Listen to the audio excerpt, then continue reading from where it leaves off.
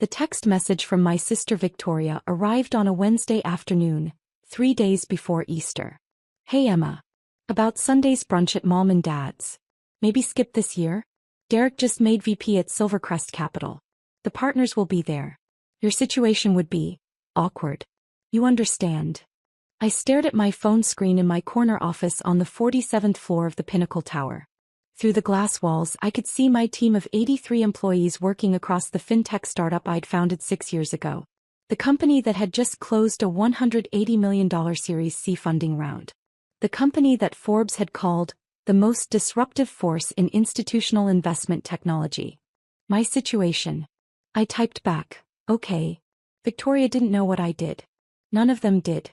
When I'd left home at 22 with my computer science degree and $3,000 in savings, my family had written me off as the failure. The one who couldn't handle real pressure. The one who'd chosen some tech thing, instead of following Dad into commercial real estate or Victoria into wealth management like respectable people. If you've ever been dismissed by family who had no idea what you'd actually accomplished, leave a comment. You're not alone in this. For 6 years I'd let them believe whatever they wanted. When they asked about my job at family gatherings, I'd say, software development, and change the subject.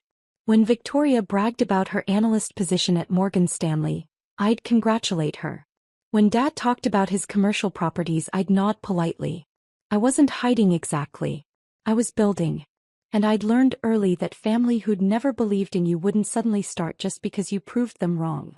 They'd just find new reasons to dismiss you. My company, Quantum Financial Systems, had revolutionized how institutional investors managed algorithmic trading. Our AI-driven platform processed $4.2 billion in daily transactions across 47 countries. We'd landed contracts with 3 of the top 10 global investment firms. The company's current valuation, $680 million. But to my family, I was still Emma who does computer stuff. The backstory went deeper than they knew. I was 12 when I realized I was different from Victoria. She was the golden child, beautiful, charming, following every rule. I was the quiet one with the books, the one who preferred coding to social events, the one who asked too many questions about why things worked the way they did. Emma's difficult, Mom would tell relatives. Always has been. When I was 16, I'd presented an award-winning computer science project at the state competition. I'd won first place and a $10,000 scholarship. Victoria had driven me there, spent the whole event on her phone, and on the drive home said, "It's kind of sad how you need these little tech trophies to feel special." Dad hadn't come to the competition at all. Real business happens in boardrooms, not computer labs, he told me. I'd gone to State University on scholarships, not because I couldn't afford better, but because they had the strongest computer science program in the region. I'd graduated summa cum laude at 21. My parents came to graduation but left before the departmental awards ceremony where I received the Outstanding CS Graduate Award. "We have a dinner reservation," Mom had explained. "Victoria's boyfriend is in town." After graduation, I'd worked at a major investment bank for exactly 14 months.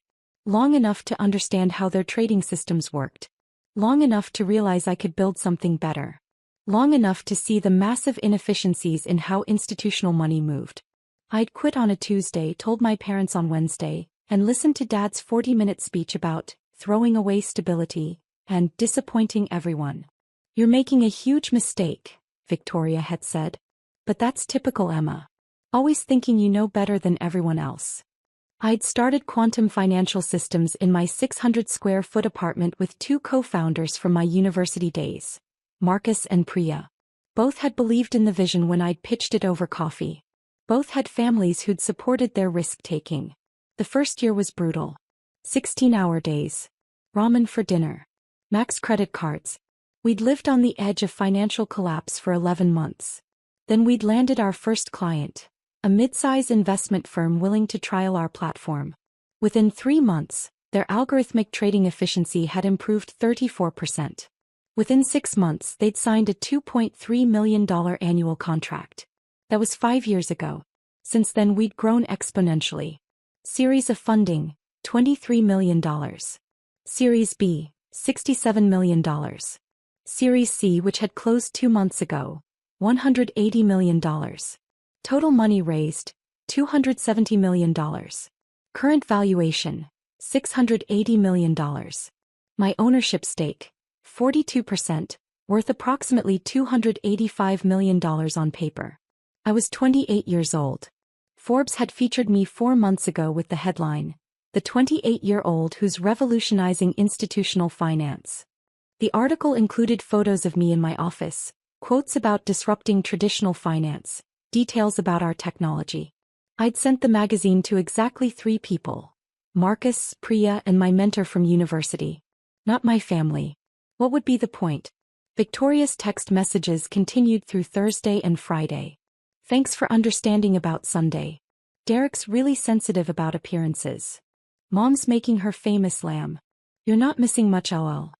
Derek's partners are super old school. They judge everyone by their job. You get it. I replied to none of them. Instead, I focused on the investor meeting scheduled for Tuesday, a potential client meeting that my head of business development, James, had arranged with Silvercrest Capital. They're interested in licensing our platform for their alternative investments division, James had explained in our prep meeting Friday afternoon. Big opportunity. They manage $47 billion in assets. Contract could be worth $15 to $20 million annually. Who's coming to the meeting? I'd asked. James checked his notes. Their VP of Alternative Investments, Derek Morrison. Their head of technology, Susan Park. And their managing director, Richard Grantham. I'd paused. Derek Morrison?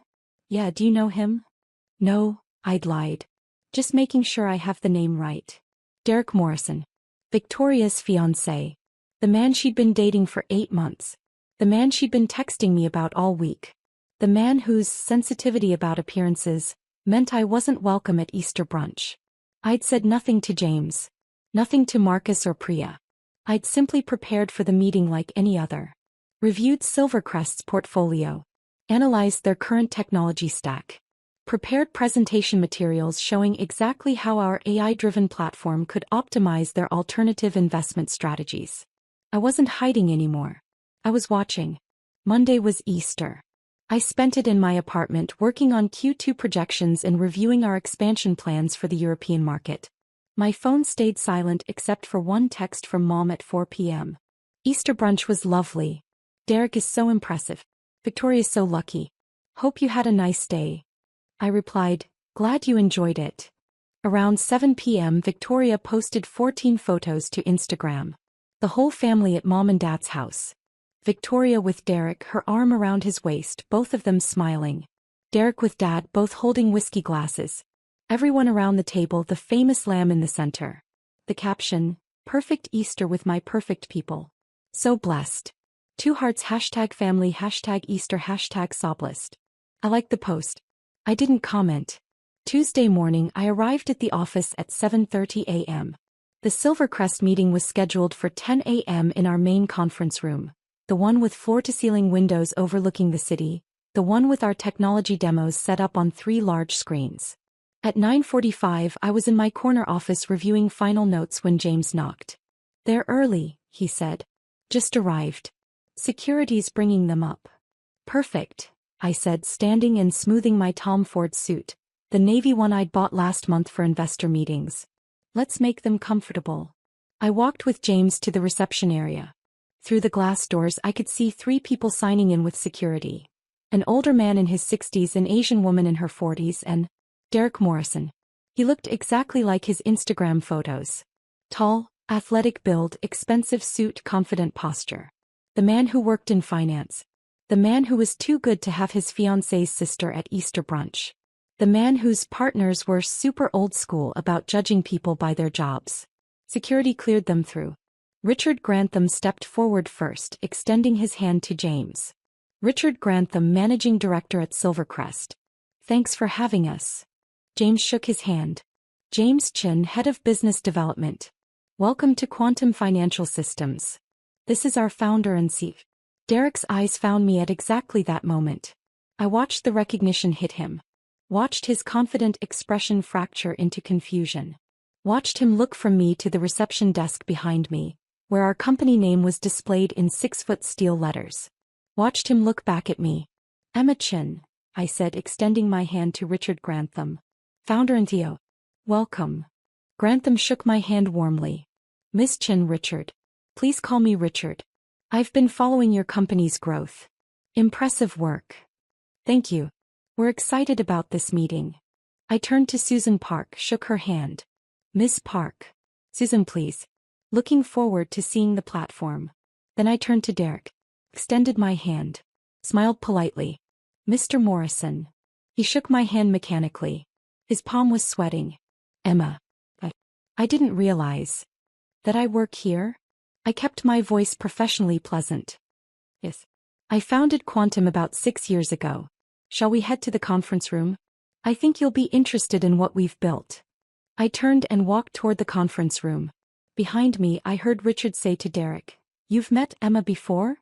Derek's response was strangled. "She's my fiancé's sister." The conference room seated 12 around a modern table. I took my seat at the head. James sat to my right with our Chief Technology Officer Priya to my left. The Silvercrest team sat opposite. Derek hadn't stopped staring at me. I could feel his eyes every time I spoke, every time I moved. Susan and Richard were focused, professional, asking smart questions. Derek was spiraling. I opened the presentation. Silvercrest Capital manages $47 billion in assets, with approximately $8 billion in alternative investments. Your current algorithmic trading infrastructure processes about 2,400 transactions daily with an average lag time of 1.7 seconds.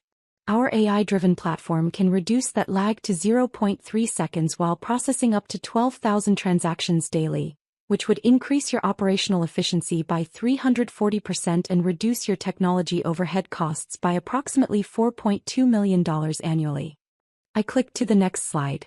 We currently serve 34 institutional clients including Baxton Group, Meridian Capital and Fortress Investments. Combined, they process $4.2 billion daily through our platform across 47 countries. Richard leaned forward. What's your average contract value? Annual licensing fees range from $8 million to $24 million depending on asset volume and customization requirements. For Silvercrest's portfolio size, we'd be looking at approximately $18 million annually for full platform access with dedicated support. Derek made a sound like he'd been punched. Richard glanced at him, then back at me. That's in line with what we'd budgeted, Susan said. Can we see a demo of the interface? Absolutely. I nodded to Priya, who brought up the live demo on the center screen. For the next 40 minutes, I walked them through our technology, showed them the AI learning patterns, demonstrated the predictive analytics, explained our security protocols, answered every technical question with precise detail. Derek said nothing, just sat there, growing paler, staring at me like I was a stranger who happened to look exactly like someone he knew. At 11:40, Richard stood and extended his hand. Emma, this is exactly what we've been looking for. Susan, thoughts? Susan nodded. The technology is solid. More robust than the 3 other vendors we've evaluated. I'd recommend we move forward with a pilot contract. Agreed. Richard turned to me. We'd like to propose a 6-month pilot starting in Q3, transitioning to a full contract if the results match your projections. I stood and shook his hand. We can have a formal proposal to you by end of week. Perfect. Richard turned to Derek. Derek, you've been quiet. Any concerns from the alternative investment side? Derek's face was white. No. No concerns. This is all very impressive. Excellent. Richard checked his watch. We should head out. Derek, Susan, let's debrief in the car. James walked them toward reception. I hung back, closing my laptop. When I looked up, Derek had stopped in the doorway.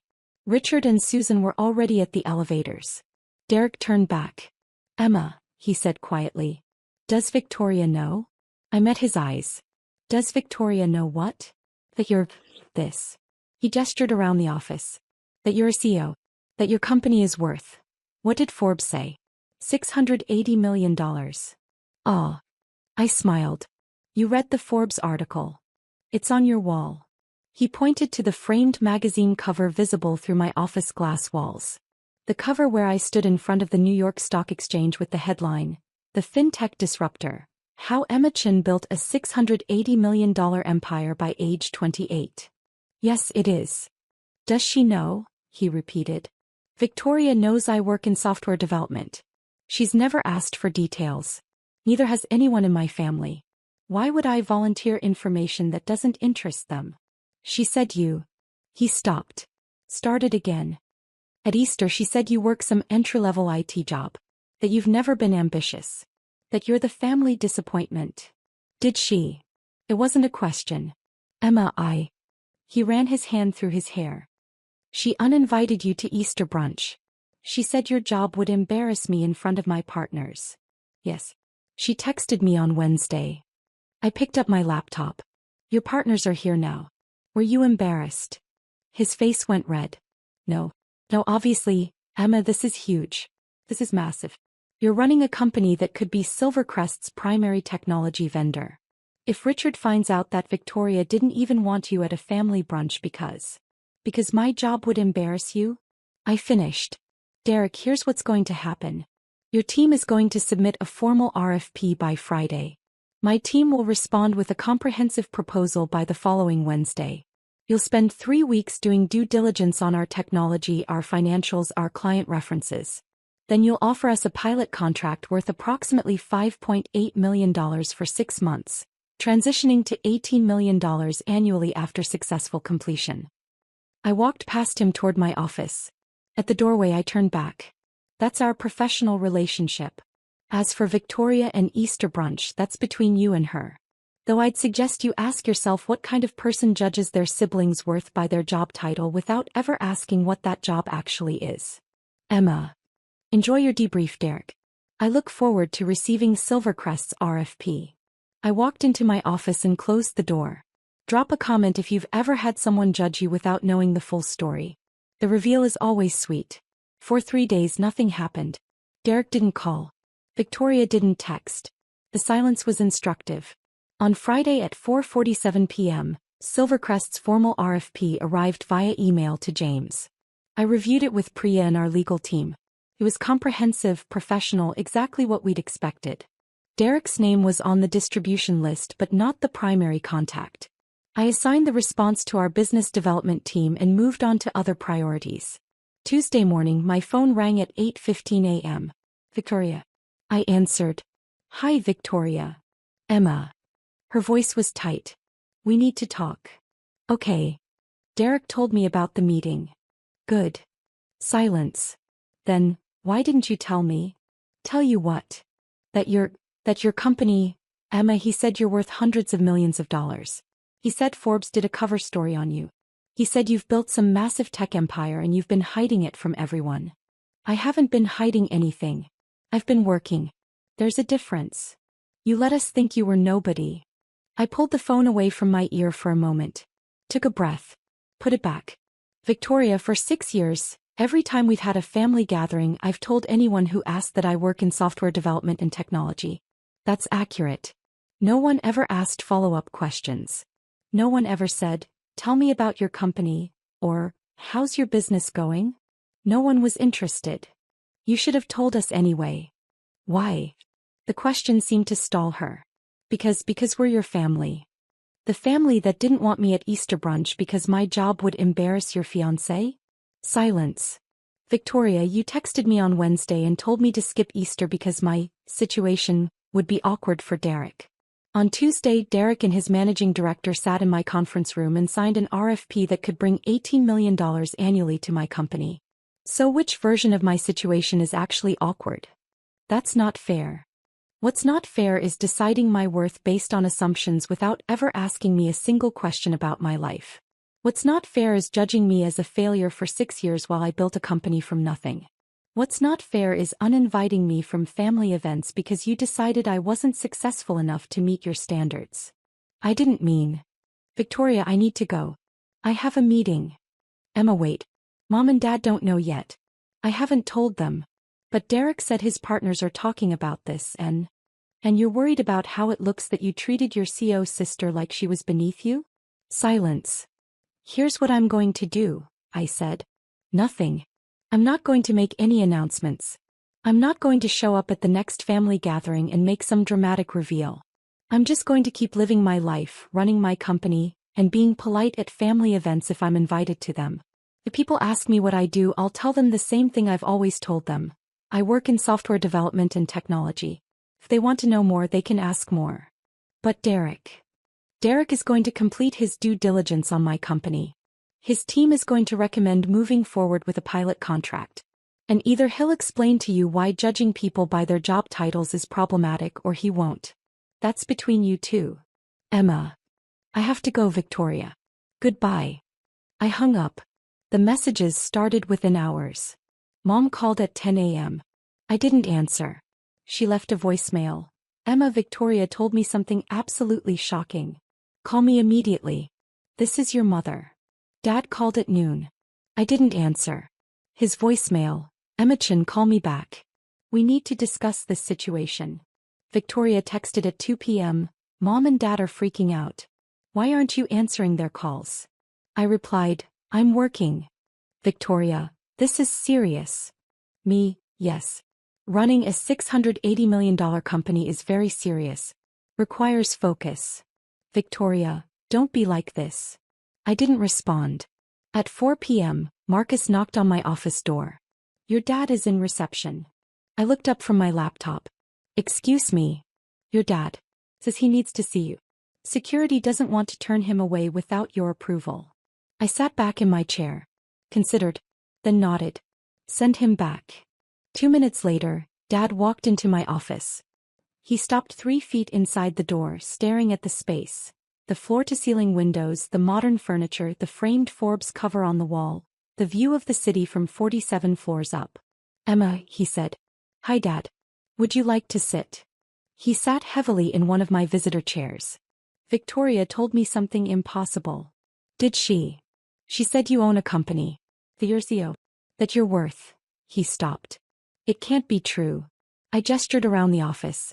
This is Quantum Financial Systems. I founded it 6 years ago with 2 partners from university. We develop AI-driven algorithmic trading platforms for institutional investors. We currently serve 34 clients across 47 countries and process $4.2 billion in daily transactions. The company's current valuation is $680 million. My ownership stake is 42%. Forbes featured us 4 months ago. Dad stared at me. Why didn't you tell me? I did tell you. 6 years ago. I told you I was starting a technology company. You gave me a 40-minute speech about throwing away stability and disappointing everyone. That's not. I thought you meant some little app or... Emma, this is serious business. Yes. It is. You should have explained that you were building something real. I leaned forward. Dad, at what point in the last 6 years did you ask me a single question about my company? At what point did you say, how's your business going? Or, tell me about your work? You decided what I was doing wasn't important, so you stopped asking. That's not my failure to explain. That's your failure to be interested. His face reddened. Don't speak to me like... Like what? Like a successful CEO speaking to someone who dismissed her for 6 years without knowing any facts? Dad, I've been patient. I've been polite. I've shown up to family events where Victoria brags about her analyst job and you talk about your commercial properties. And I've said nothing about the fact that my company's quarterly revenue exceeds both of your annual incomes combined. I've let you think whatever you wanted to think because frankly, it was easier than constantly defending myself to people who'd already decided I was a failure.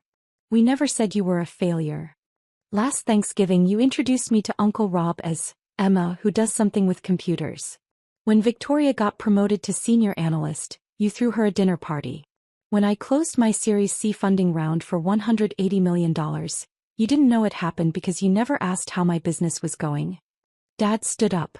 This is ridiculous. You're angry because we didn't throw you a party? No, Dad. I'm not angry. I'm just done pretending that your lack of interest in my life is somehow my responsibility to fix. Emma. I need to get back to work. If you'd like to have a real conversation about my company, my work, or my life, you're welcome to call and schedule time. But I won't be defending myself for being successful. Not to you. Not to Victoria. Not to anyone. Dad's face was red. Your mother expects you at Sunday dinner. Does she expect me or does she expect Emma the CEO so she can brag to her friends? He said nothing. I'll think about it, I said. Thank you for stopping by. He left without another word. Comment below if you've ever had to set boundaries with family who suddenly cared when they realized you were successful. This is the hard part. The weekend was a barrage of messages. Mom called 6 times. Victoria texted constantly. Even my Aunt Linda, who I hadn't heard from in 3 years, sent a Facebook message. Saw the Forbes article. So proud. Let's catch up soon. I answered none of them. Instead, I spent Saturday at the office with Priya and Marcus, reviewing our Q3 expansion plans. Spent Sunday at home reading and ignoring my phone. Monday morning, James appeared in my office doorway with a wide smile. Silvercrest just sent their pilot contract. $5.8 million for 6 months starting July 1st. Derek Morrison called personally to confirm they're moving forward. Excellent. Send it to legal for review. Already done. James paused. Derek mentioned that he'd like to meet with you personally to discuss the implementation timeline. Said he wants to make sure the transition is smooth. Schedule it with his assistant. Formal meeting, conference room, full team present. Not a one-on-one? No. This is business. We keep it professional. James nodded and left. I returned to my email. At 11 a.m. Victoria called. I considered not answering. Then on the 8th ring I picked up. Hi Victoria. Emma please. Just talk to me for 5 minutes. I said nothing. I'm sorry, she said. I'm sorry for how I treated you. I'm sorry I uninvited you to Easter. I'm sorry I've been dismissive of your work. I'm sorry I judged you without knowing anything about what you'd accomplished. Okay. I didn't know. Victoria, you didn't ask. That's different than not knowing. I know. You're right. I should have asked. I should have been interested. I should have been a better sister. I waited. He's been really clear about how badly I messed up. He said what I did was unforgivable. He said it reflected poorly on both of us that I treated my own sister like she was beneath me. He said his partners are asking questions about why I didn't even know what my sister did for a living. Victoria, are you apologizing because you're sorry, or because it's affecting your relationship with Derek? Long silence. Both, she finally said. Is that terrible? It's honest. I sighed. Look, I accept your apology. But I need you to understand something. I didn't build this company to prove anything to you or mom or dad. I built it because I saw a problem in institutional finance and I knew I could solve it. I've spent 6 years working 80-hour weeks, risking everything, building something from nothing. And I did it without your support or encouragement or interest. So when you say you're sorry for not knowing, what you're really saying is you're sorry you got caught not caring. That's harsh. It's true. Another silence. Then, what do I do now? You decide what kind of sister you want to be going forward. You can be the person who cares about me because my company is successful and dating your fiancé's firm. Or you can be the person who cares about me regardless of what I do or don't accomplish professionally. But you can't be both. And I'm not going to help you figure out which one you choose. Emma. I have a meeting, Victoria. Take care. I hung up. The Silvercrest pilot contract launched in July. By August, their algorithmic trading efficiency had improved 38%. By September, Derek was presenting our results to Silvercrest's board of directors with a recommendation to convert to a full annual contract. My family situation evolved slowly. Mom called once a week, not to ask about my company but to have actual conversations. She'd started asking about my life, my friends, whether I was dating anyone. It was awkward at first, but it felt genuine. Dad had shown up to my office one more time in August with a request. Would you teach me about your technology? I want to understand what you've built. I'd said yes. We'd met for coffee twice and I'd explained algorithmic trading in terms he could understand. He'd listened. Asked questions. At the end of the second meeting he'd said, I wish I'd done this 6 years ago. Me too, I'd replied. Victoria was more complicated. She'd invited me to 3 events since our phone call. I'd declined 2 and attended one, a birthday dinner for Derek. She'd introduced me as my sister Emma, who founded Quantum Financial Systems. It felt performative, but it was a start. The real change came in October. Derek and Victoria had their engagement party at Silvercrest's private club, the same venue where they'd planned Easter brunch. This time I was invited. Not just invited, Victoria had texted, please come. I know you're busy, but it would mean everything to me. I'd almost said no. Then I'd thought about what Marcus had said when I told him about it. You've already won, Emma. Everything else is just showing up. So I'd shown up. The party was exactly what I'd expected. 150 people, champagne, excessive flowers, everyone in expensive clothes talking about finance and real estate and who was getting promoted where.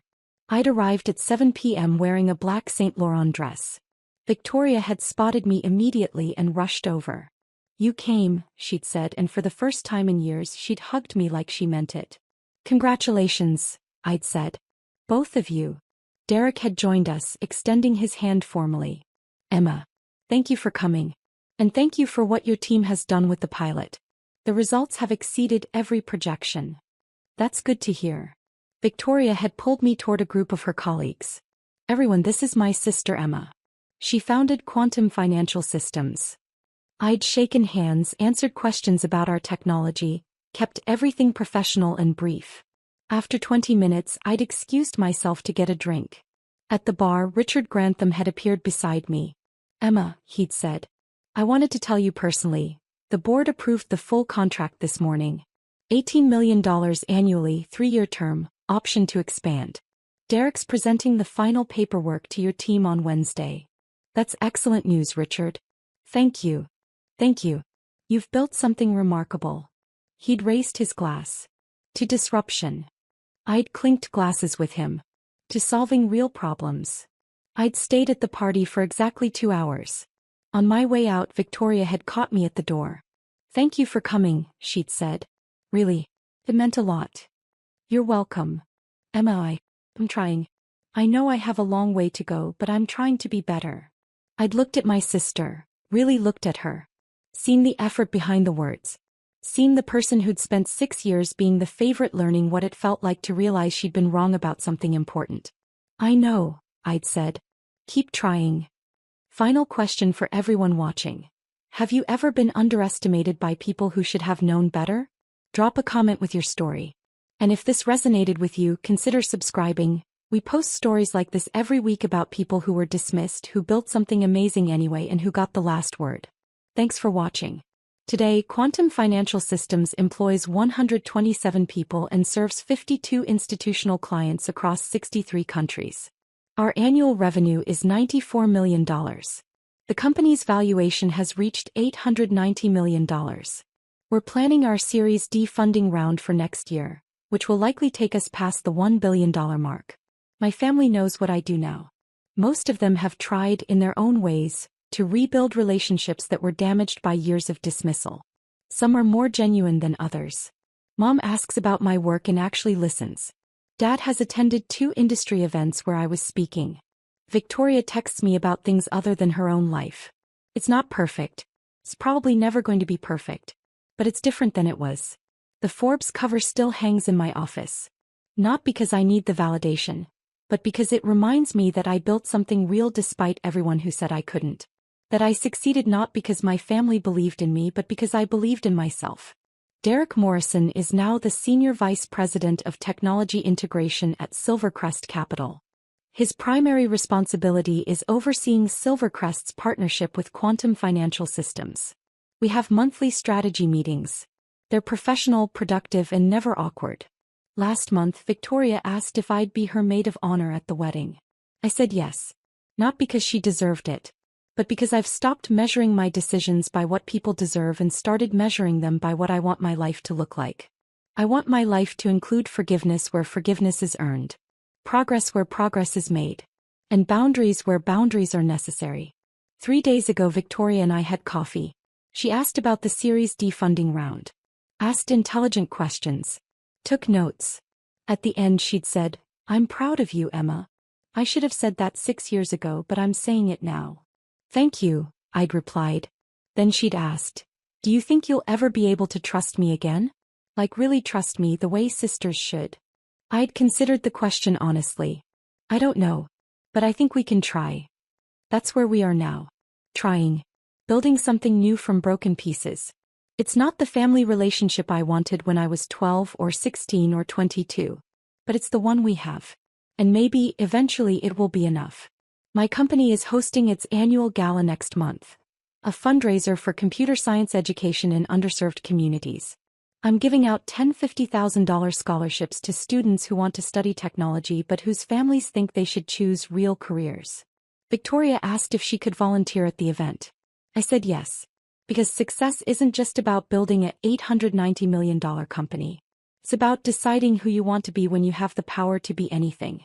It's about choosing forgiveness without forgetting. It's about showing up for the people who show up for you, even if it took them years to figure out they should. My name is Emma Chin.